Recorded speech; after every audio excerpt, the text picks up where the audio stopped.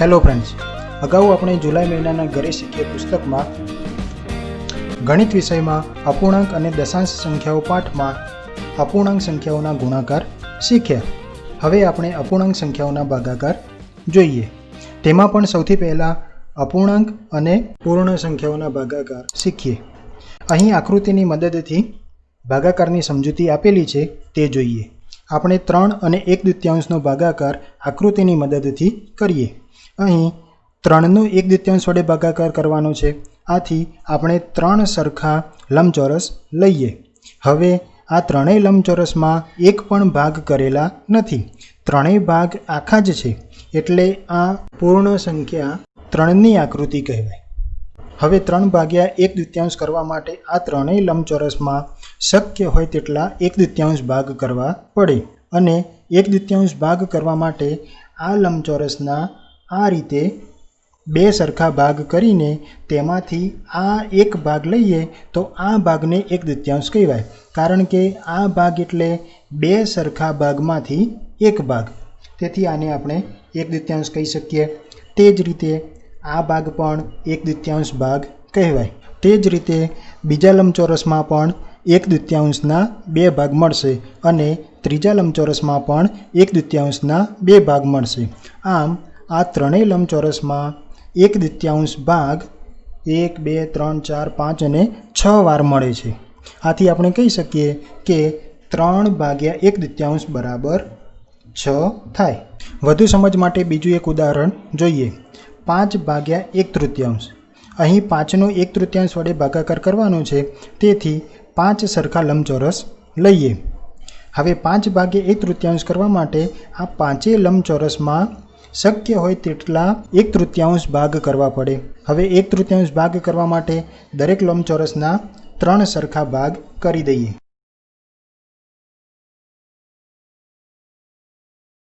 અને આ ભાગ 1/3 કહેવાય, કારણ કે આ ભાગ કુલ 3 ભાગમાંથી એક ભાગ છે. આ જ રીતે આ દરેક ભાગ 1/3 ભાગ કહેવાય. હવે આ પાંચેય લંબચોરસમાં 1/3 ભાગ 1, 2 એમ કુલ 15 વાર આવે છે. આથી આપણે કહી શકીએ કે 5 ભાગ્યા 1/3 બરાબર 15 થાય.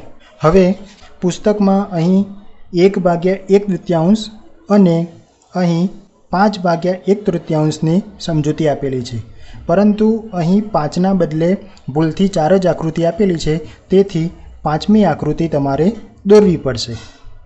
હવે આ જ ભાગાકાર આપણે આકૃતિની મદદ વિના કરીએ. પહેલાં 3 ભાગ્યા 1/2. હવે ભાગાકાર એટલે વ્યસ્ત વડે ગુણાકાર, અને કોઈપણ સંખ્યાનો વ્યસ્ત શોધવા માટે તે સંખ્યામાં અંશ અને છેદની અદલા બદલી કરવી પડે. એટલે કે અંશના બદલે છેદ અને છેદના બદલે અંશ લખીએ તો તે સંખ્યાની વ્યસ્ત સંખ્યા મળે. આમ 3નો 1/2 વડે ભાગાકાર કરવા માટે 3ને 1/2ની વ્યસ્ત સંખ્યા વડે ગુણવા પડે. તેથી આ ભાગાકારની નિશાનીના બદલે ગુણાકારની નિશાની થઈ જાય. હવે 1/2નો વ્યસ્ત શું થશે? છેદના 2ને આપણે અંશમાં લખીએ અને અંશના 1ને આપણે છેદમાં લખીએ તો 1/2ની વ્યસ્ત સંખ્યા 2/1 મળે. હવે 2/1 છે તે ના લખીએ તો ચાલે, તેથી 3 × 2 મળે, અને 3 × 2 બરાબર તો 6 થાય. તેથી 3 ભાગ્યા 1/2 બરાબર 6 જવાબ આવે, અને આ જવાબ તો આકૃતિની મદદથી મેળવેલા જવાબ જેટલો જ છે. હવે 5 ભાગ્યા 1/3 કરીએ. અહીં 5ને 1/3 વડે ભાગાકાર કરવા માટે 5ને 1/3ના વ્યસ્ત વડે ગુણાકાર કરવો પડે. એટલે અહીં ભાગાકારના બદલે ગુણાકાર થશે, અને 1/3નો વ્યસ્ત શોધવા માટે છેદના 3ને અંશમાં લખીએ અને અંશના 1ને છેદમાં લખીએ, એટલે 1/3નો વ્યસ્ત 3/1 મળે. હવે અહીં 3/1 છે તે ના લખીએ તો ચાલે, તેથી આપણને 5 × 3 મળે, અને 5 × 3 બરાબર તો 15 થાય. તેથી 5 ભાગ્યા 1/3 જવાબ 15 મળે છે, અને આ જવાબ પણ અહીં આકૃતિથી મેળવેલા જવાબ જેટલો જ છે. વધુ સમજ માટે બીજા કેટલાક ઉદાહરણ જોઈએ. 12 ભાગ્યા 3/4. અહીં 12નો 3/4 વડે ભાગાકાર કરવાનો છે, એટલે કે 12નો 3/4 વ્યસ્ત વડે ગુણાકાર કરવો પડશે। તેથી અહીં ભાગાકારના બદલે ગુણાકારની નિશાની થઈ જશે અને 3/4 વ્યસ્ત શોધીએ તો છેદના 4 અંશમાં અને અંશના 3 છેદમાં આવશે। હવે 12ના છેદમાં કંઈ નથી, તેથી 1 લખાય અને 4/3 એમના એમ। હવે આ ગુણાકારમાં અંશમાં 12 છે અને છેદમાં 3 છે તથા બંને 3ના ઘડિયામાં આવે છે, તેથી છેદ ઉડશે। છેદ ઉડાડીએ તો 3 × 3 અને 3 ચોક 12। હવે આ ગુણાકાર તો આપણે શીખી ગયા છીએ। અંશમાં અંશનો ગુણાકાર એટલે 4 × 4 16 થશે અને છેદમાં છેદનો ગુણાકાર 1 × 1। હવે છેદમાં 1 ના લખીએ તો ચાલે, તેથી જવાબ મળે 16। બીજો એક દાખલો જોઈએ, 5/3 ભાગ્યા 2। હવે 5/3 ને 2 વડે ભાગવાના છે એટલે કે 2ના વ્યસ્ત વડે ગુણાકાર કરવો પડશે, એટલે ભાગાકારના બદલે ગુણાકાર થઈ જશે। હવે 2નો વ્યસ્ત શોધીએ તો 2ના છેદમાં કંઈ નથી, તેથી આપણે 1 લખી શકીએ। હવે વ્યસ્ત શોધવા માટે છેદના 1ને અંશમાં લખીએ અને અંશના 2ને છેદમાં લખીએ, તેથી વ્યસ્ત સંખ્યા 1/2 મળે। હવે આ ગુણાકાર તો તમને આવડે જ છે। અંશમાં અંશનો ગુણાકાર એટલે 5 × 1 5 થશે અને છેદમાં છેદનો ગુણાકાર 3 × 2 6 થશે। તેથી આ ભાગાકારનો જવાબ 5/6 મળે।